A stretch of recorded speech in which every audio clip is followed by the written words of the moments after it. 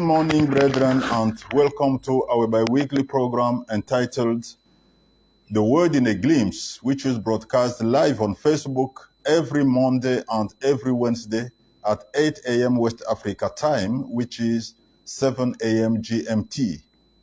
Today is Monday, the 22nd of January 2024, and our topic is entitled Beware of Satan's Claims, Part 1.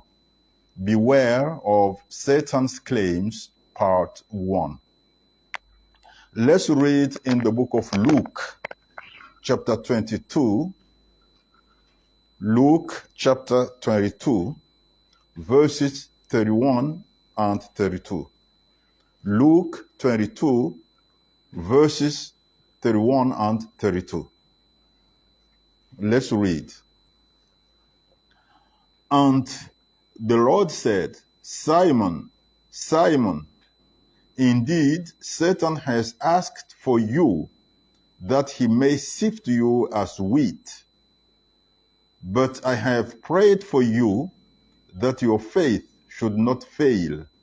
And when you have returned to me, strengthen your brethren. Let's read again. And the Lord said, Simon, Simon, indeed Satan has asked for you that he may sift you as wheat.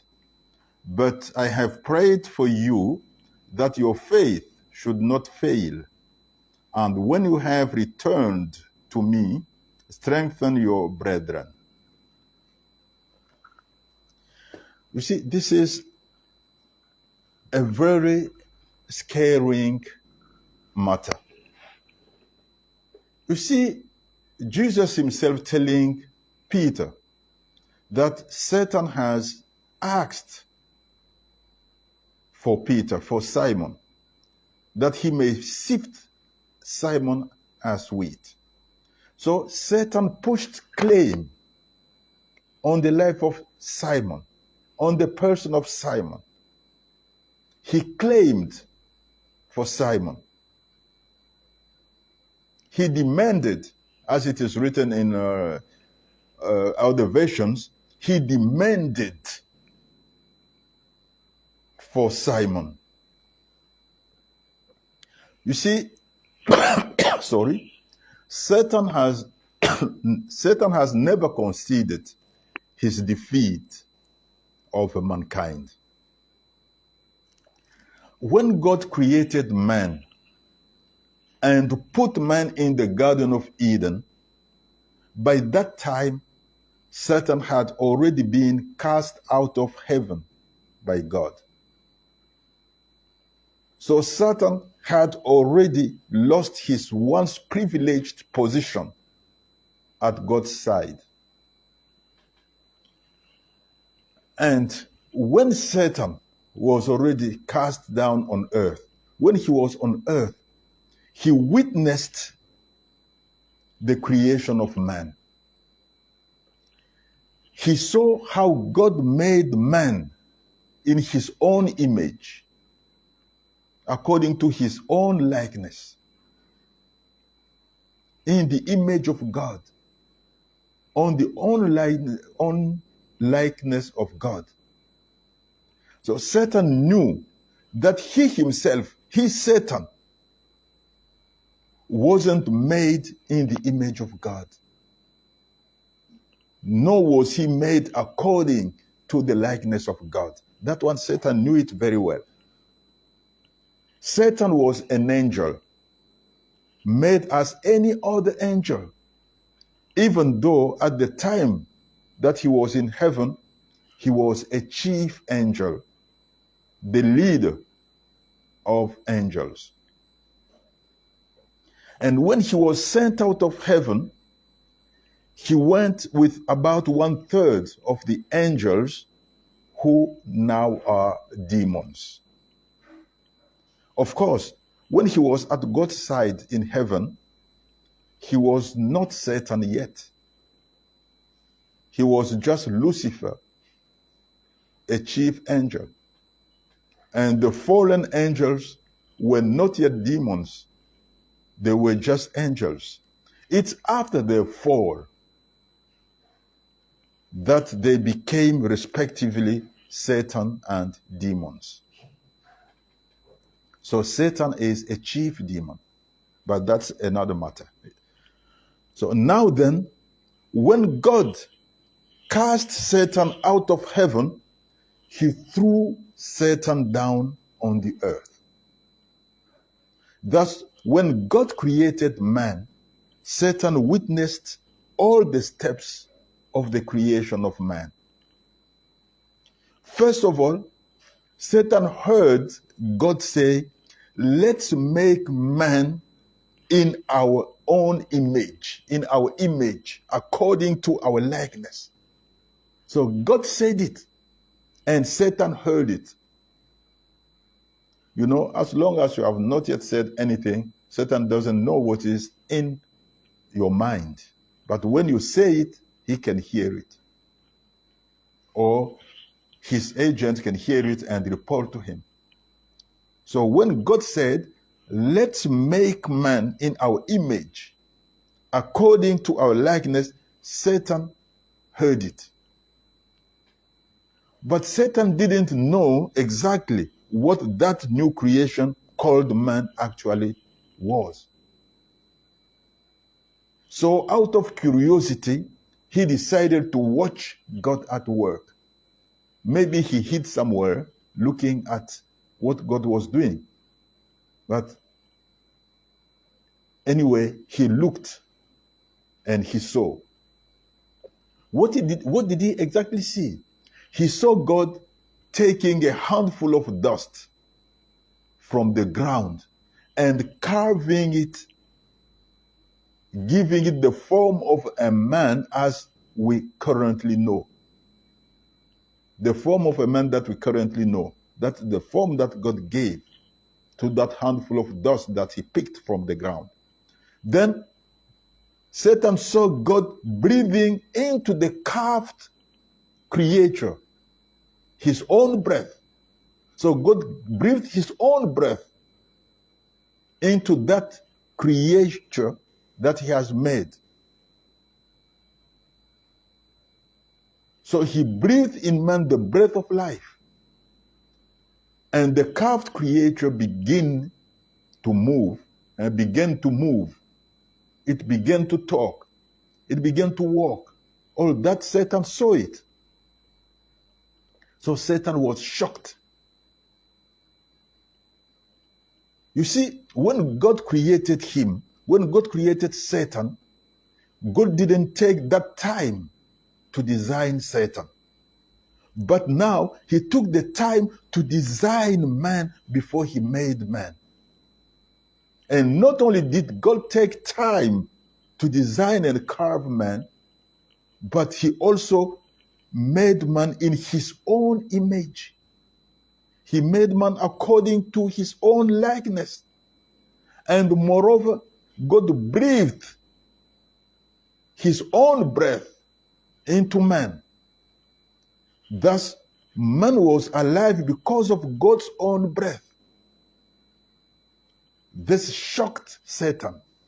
And this made Satan both jealous and mad. Totally mad. So, can you imagine? God didn't design Lucifer when he created him. He just created him like that. God didn't make Lucifer in the image and the likeness and according to the likeness of God. God never breathed his own breath into Lucifer. So Satan kept on wondering, what matter of creature is this man? And while Satan was still lost in his thoughts, full of jealousy, full of hatred, he witnessed something even more ununderstandable. He saw and heard God speaking words of blessing over man. He saw how God gave dominion, how God gave man dominion over the whole earth and over all that is on the earth without any exception at all. And Satan was not that stupid. Satan understood that this meant that he, Satan, who had already been cast down to earth and was now creeping on the earth in the form of a serpent, was now under the dominion of man. So this new creature that God has made, he has to put this new creation, this new creature above Satan. And Satan knew it. And this Satan could not accept. He, Satan, who considered himself as having been almost equal to God.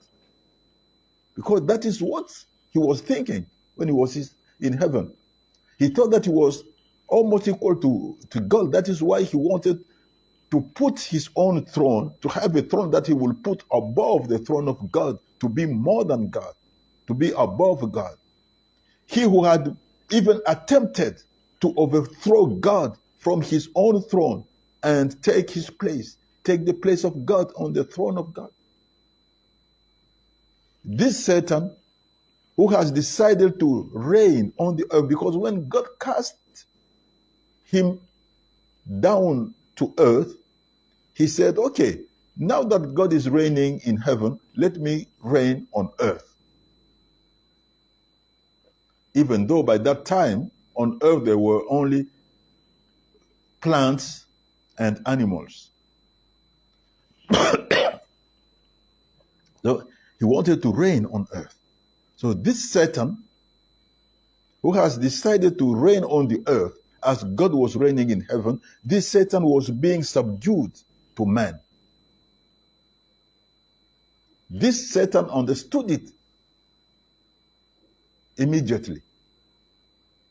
And this he could not accept at all. He refused to accept it. So he decided to make man hateful, to make man obnoxious in God's eyes, to make man odious in God's eyes, for God to cast man out of his face. He said, God has cast me out of his face, out of his presence, out of heaven, and he has created man to replace me in everything. No, this I cannot accept. I will do all for man to also be cast out of the presence of God, out of the face of God. So he knew that what made him, Satan, want to overthrow God was pride. So he decided to put that same pride in the heart of man. He said, well, how was my pride be expressed? It was because I wanted to be like God, or to be God in the place of God. So let me make man desire to be like God. So since he himself, Satan, had the desire to be God, he put in man's mind the desire to be like God, forgetting that man was already like God. You see, man was created in the likeness of God, in the image of God. So man was already like God.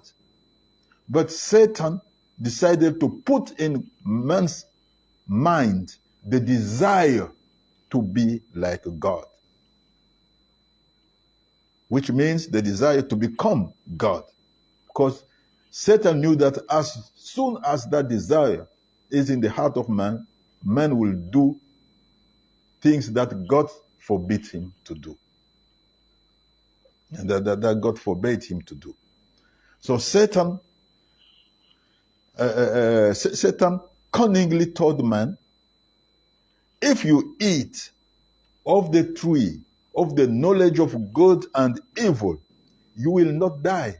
Contrary to God what told you, you will not die, you will be like God. You will become like God. Or in other words, you will be God.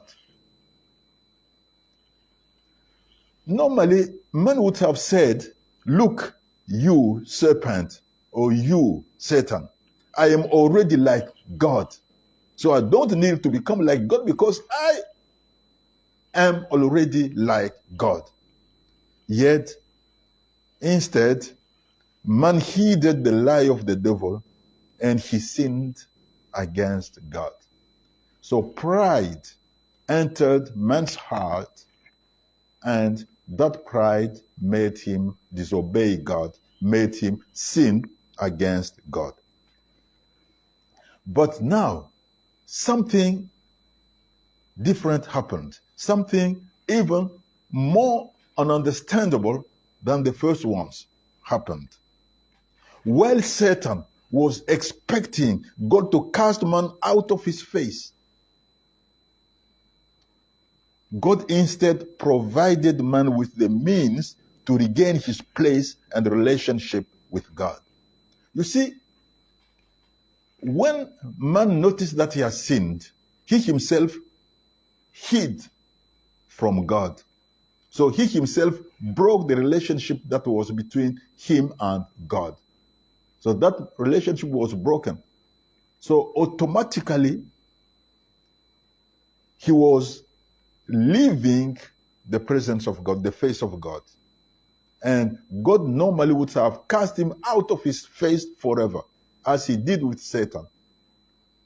Yet instead of doing that, God provided man with means for him to regain that position, that relationship that he himself, man, had broken.